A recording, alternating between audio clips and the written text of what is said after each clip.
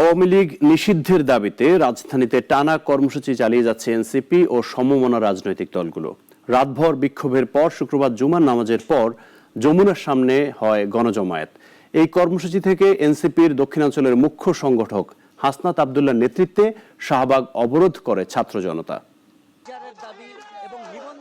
সাবেক রাষ্ট্রপতি আব্দুল হামিদের দেশত্যাগকে ঘিরে বৃহস্পতিবার রাত থেকেই উত্তপ্ত হয়ে ওঠে রাজনৈতিক অঙ্গন। আওয়ামী লীগ নিষিদ্ধের দাবিতে রাজধানীর প্রধান উপদেষ্টার বাসভবনের সামনে অবস্থান নেন এনসিপি ও অন্যান্য দলের নেতাকর্মীরা। রাতভর চলে স্লোগান আর বিক্ষোভ কর্মসূচি। শুক্রবার সকালে হোটেল ইন্টারকন্টিনেন্টালের পাশের ফোয়ারার সামনে স্থাপন করা হয় অস্থায়ী মঞ্চ। দুপুরে গণজমায়েতে অংশ নেন বিভিন্ন রাজনৈতিক দলের নেতাকর্মীরা। একাত্মতা প্রকাশ করেন সাধারণ নাগরিকরাও। 2000 শহীদের রক্তের উপরে দিয়ে আমরা ইন্টারিমকে গঠন করেছিলাম। সেই ইন্টারিমে যারা বসেছে সেই চেয়ারের মানুষগুলো জুলাইয়ের শহীদদের সেই চেতনাকে ধারণ করে না।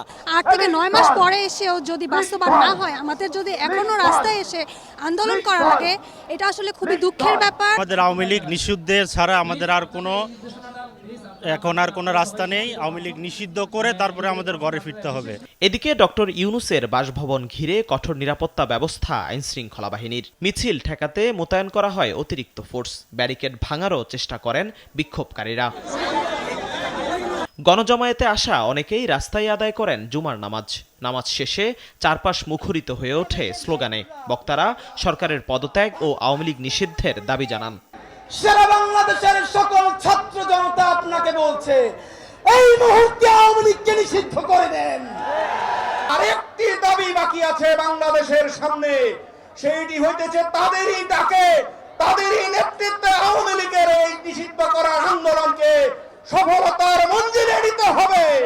এমন এক সরকারের কাছে আমাদেরকে দাবি জানাতে হচ্ছে, যেই সরকার আপনারা জানেন আমাদেরকে মিটিং ডেকেছে, 15ই আগস্টের ছুটি থাকবে না, বাতিল হবে। বিকেল 4:30টায় আন্দোলনের মঞ্চ থেকে শাহবাগ অবরোধের ঘোষণা দেন এনসিপি নেতা হাসনাত আব্দুল্লাহ।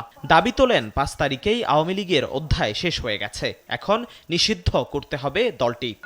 5 আগস্ট যে বিষয়টি সিদ্ধান্ত হয়ে গিয়েছে, এই বিষয়টিকে বারবার টেনে নিয়ে আসা যারা আমাদের অস্থিতিশীল করার চেষ্টা করে, আমরা অন্তর্বর্তীকালীন সরকারকে বলতে চাই, এই প্রজন্মের যে কনফ্লিক্ট, আমরা চাই এটা এখনই শেষ হয়ে যাক, এটা আজকেই শেষ হয়ে যাক। এই আওয়ামী লীগ নামক ভাইরাস নিয়ে এই বাংলাদেশ আমরা একদিনও থাকতে চাই না।